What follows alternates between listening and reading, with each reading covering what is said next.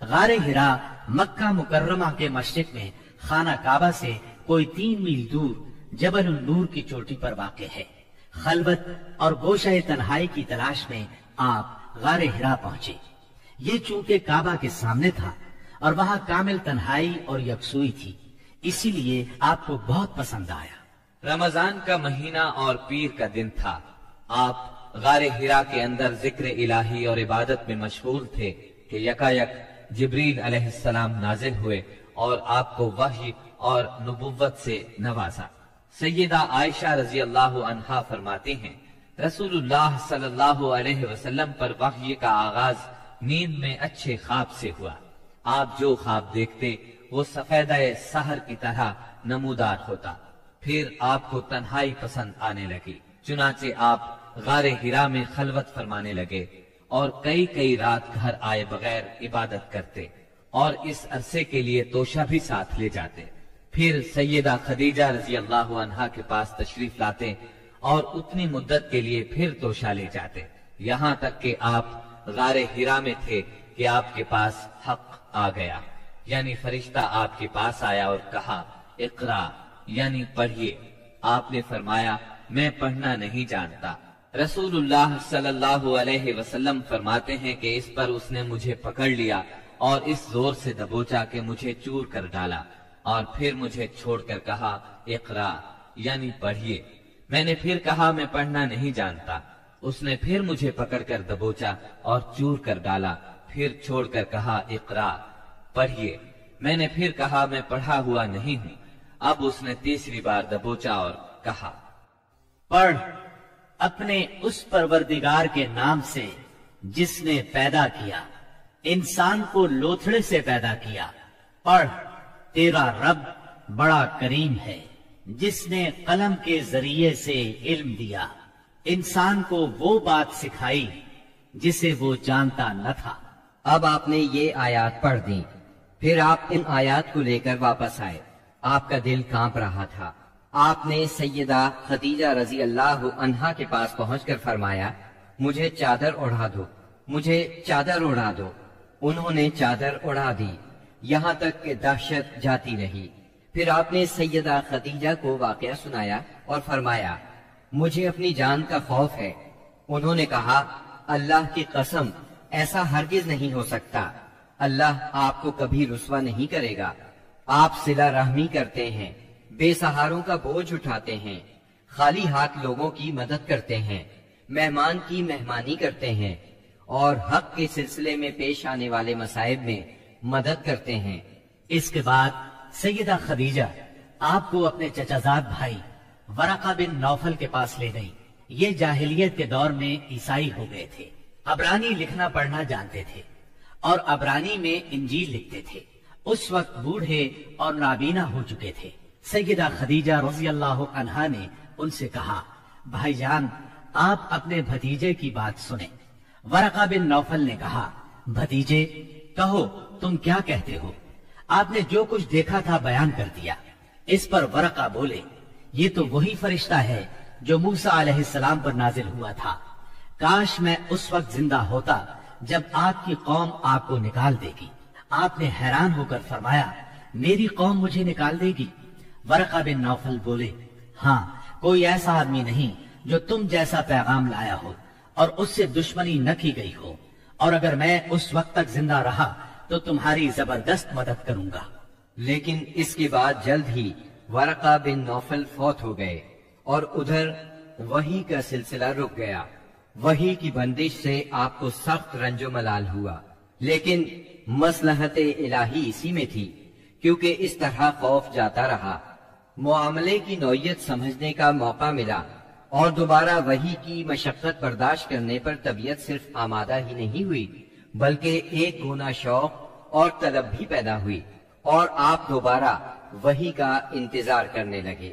ادھر آپ گوشہ نشینی کی بقیہ مدت پوری کرنے کے لیے ورقہ کے پاس سے پلٹ کر دوبارہ غار ہرا میں تشریف لا چکے تھے۔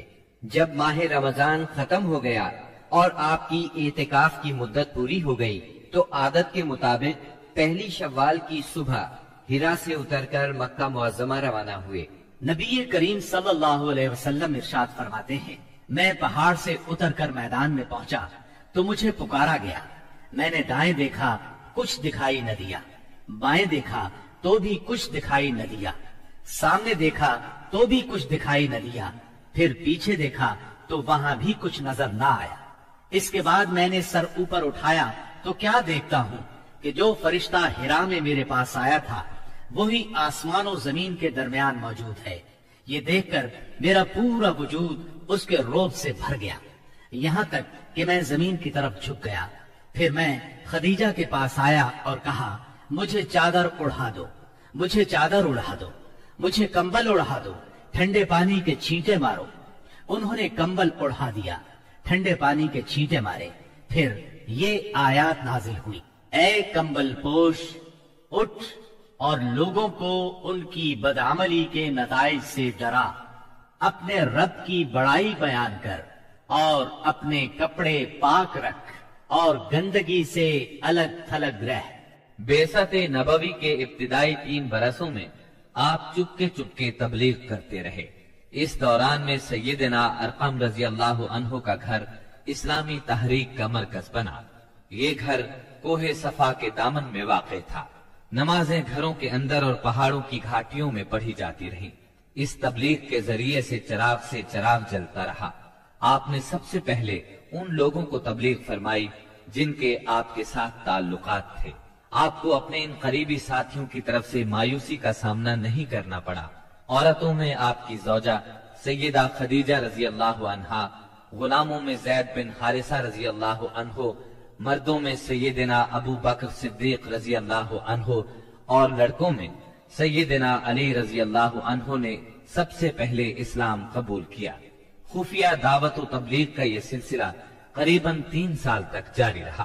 اس عرصے میں جن حضرات نے اسلام قبول کیا ان کے نام یہ ہیں: بلال بن رباح، عثمان بن عفان، زبیر بن عوام، عبد الرحمن بن عوف، طلحہ بن عبید اللہ، سعد بن ابی وقاص، عمرو بن انبسہ، خالد بن سعد بن عاص، عمار بن یاسر، خباب بن ارد، ابو عبیدہ بن جراح، سعید بن زید، جعفر بن ابی طالب، عبداللہ بن مسعود، ابو سلمہ، عثمان بن مظعون، سہیب رومی اور ارقم رضی اللہ عنہ۔ مجموعی طور پر قریباً 40 افراد نے اسلام قبول کیا۔ ان حضرات کو السابقون الاولون کہا گیا۔ اس خاموش تبلیغ کے نتیجے میں 40 افراد نے اسلام قبول کیا۔ اس طرح اسلام کی بنیاد مضبوط ہو گئی۔ تب اللہ کا حکم آیا، اے کمبل لپیٹ کر لیٹنے والے، اٹھو اور خبردار کرو، اپنے رب کی بڑائی کا اعلان کرو۔ یہ سورہ مدثر کی پہلی 2 آیات کا ترجمہ ہے۔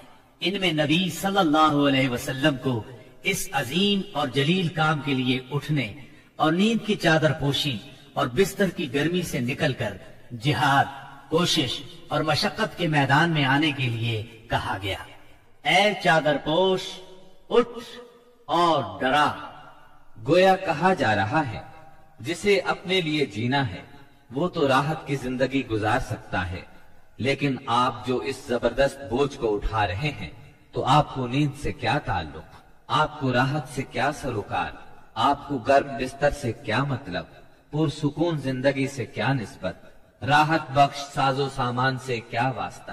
آپ اٹھ جائیے اس عظیم کام کے لیے جو آپ کا منتظر ہے، اس بھاری بوجھ کے لیے جو آپ کے لیے تیار ہے۔ اٹھ جائیے جد و جہد اور مشقت کے لیے، تکان اور محنت کے لیے اٹھ جائیے کہ اب نیند اور راحت کا وقت گزر چکا۔ اب آج سے مسلسل بیداری ہے، طویل اور مشقت سے لبریز جہاد ہے۔ اٹھ جائیے اس کام کے لیے، مستعد اور تیار ہو جائیے۔ یہ بڑا عظیم اور پرہیبت حکم ہے۔ اس نے نبی صلی اللہ علیہ وسلم کو پرسکون گھر، گرم آغوش اور نرم بستر سے کھینچ کر تند طوفانوں اور تیز جھکڑوں کے درمیان انتہائی گہرے سمندر میں لا کھڑا کیا، لوگوں کے ضمیر اور زندگی کے حقائق کی کشاکشی کے درمیان پہنچا دیا۔